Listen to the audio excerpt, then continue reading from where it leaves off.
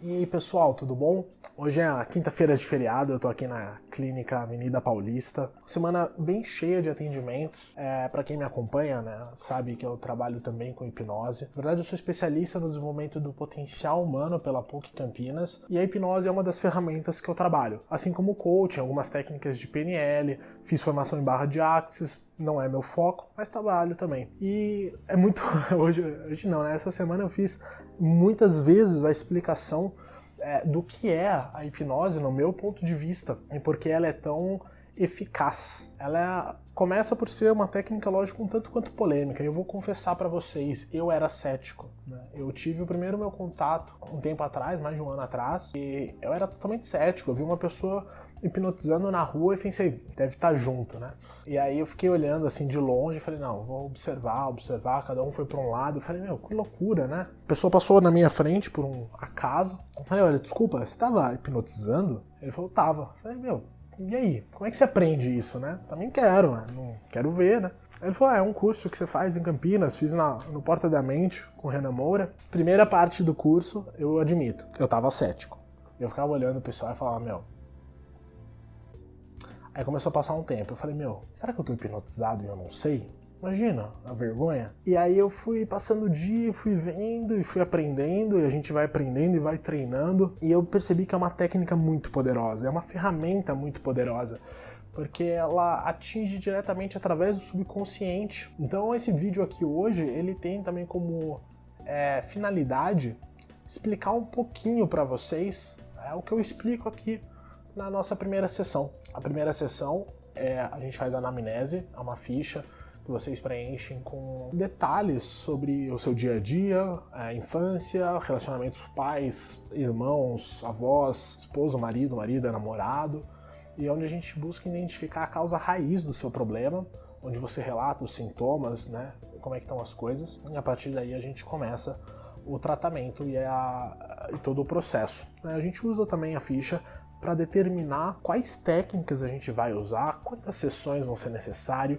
Isso pode variar completamente de terapeuta para terapeuta e não tem um certo, não tem um errado, vai depender muito da conexão entre o cliente e o terapeuta. Então, trazendo um pouco da forma que eu trabalho, né? Eu, após a anamnese, já faço um primeiro processo de tratamento até para a pessoa poder sentir o que é o estado de transe. A gente sempre imagina muita coisa, às vezes diferente do que é, e não tem certo ou errado, não tem melhor ou pior, né? Mas a gente vê alguém, muitas vezes na internet, né? Isso tem ajudado bastante no trabalho, porque vai divulgando. Se você colocar vídeos de hipnose na internet, principalmente de entretenimento, você vai achar muito material.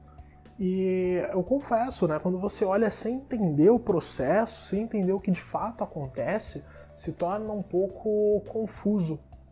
E se imaginar no estado de transe parece ser para você, às vezes, algo muito diferente do que é. Porque, em verdade, é muito mais simples, né? Então, começando com alguns bloqueios que as pessoas têm, né? Você não vai para lugar nenhum, não é um estado de exteriorização, mas pelo contrário, de interiorização. Então você não tem aquele risco de vai que eu não volto, né? Muito comum, a gente escuta esse medo, e tudo bem ter esse medo, porque você não sabe o que é, e o desconhecido costuma trazer o medo. Isso faz sentido. Ele é um estado de consciência alterada, e a gente vai falar um pouquinho sobre isso também nesse vídeo. Mas eu gosto de começar a minha explicação dizendo que a mente costuma estar se dividida em três. A gente tem o nosso consciente, né? Até talvez aqui no córtex pré-frontal, que representa, e aí varia de autor, mas eu quero ser didático e não científico. Eu vou usar o número 5%, pode ser um pouco mais, um pouco menos, depende do estudo, tá? 5% de consciente, e esses 5% são responsáveis por toda a parte analítica, processual, racional, é onde a gente vive, né? Muitas pessoas têm orgulho de falar, eu sou um cara muito racional, sou muito consciente, né? Pouco emocional, mas o nosso subconsciente, e aí a gente tem a parte não consciente, aliás, né? Que seria, alguns autores dividem entre inconsciente e subconsciente, podendo ser o inconsciente responsável pela respiração, piscar, batimento do coração. Isso a gente não acessa, a gente não mexe, né? A gente não vai falar assim, coração, para de bater. Não, isso não acontece. E o subconsciente, que é o grande O da hipnose. Por que o grande O da hipnose? Porque a gente explica que no nosso subconsciente a gente tem armazenado todas as memórias, lembranças, traumas, hábitos, vícios e todas as representações internas. E é para isso que eu gosto de chamar a atenção. Porque quando acontece um fato, e eu vou usar uma associação com o futebol, por exemplo, um time ganha e o outro perde, é um fato. Pode ser um empate também, indifere nesse exemplo. Mas você vai ter um grupo de pessoas que vão ficar muito felizes, você vai ter um grupo de pessoas do outro extremo muito tristes, e você vai ter uma porcentagem da neutralidade. Eu, por exemplo, independente do jogo, não me envolvo emocionalmente com o fato de um time ganhar ou perder. E não tem certo e errado. Outras pessoas estão nos extremos de felicidade e tristeza. E tudo bem. O que isso significa? Significa que os acontecimentos eles tendem a ser neutros.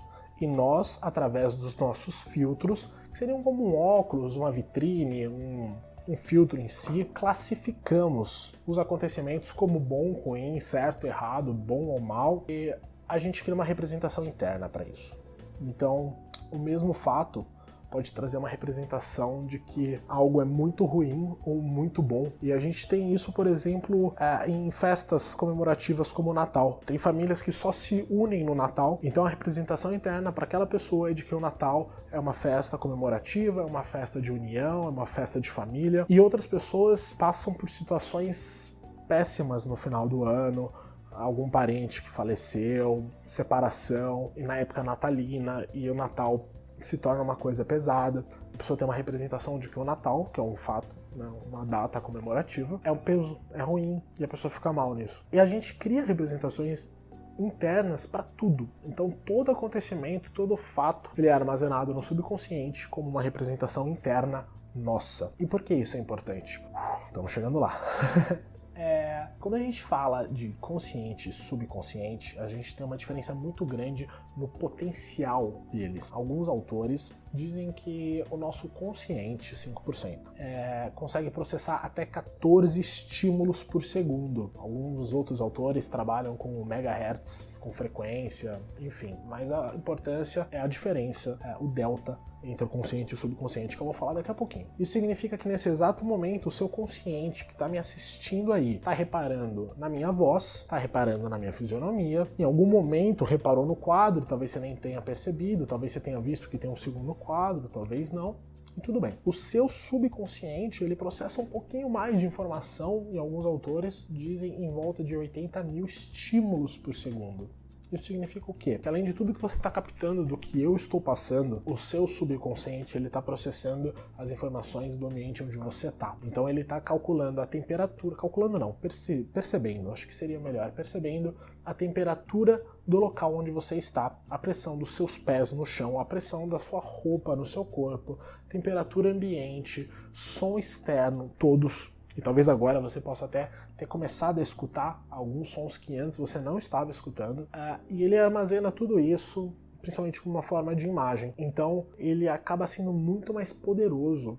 E a gente acaba armazenando, às vezes, associações e criando representações internas que a gente não conhece no nível consciente.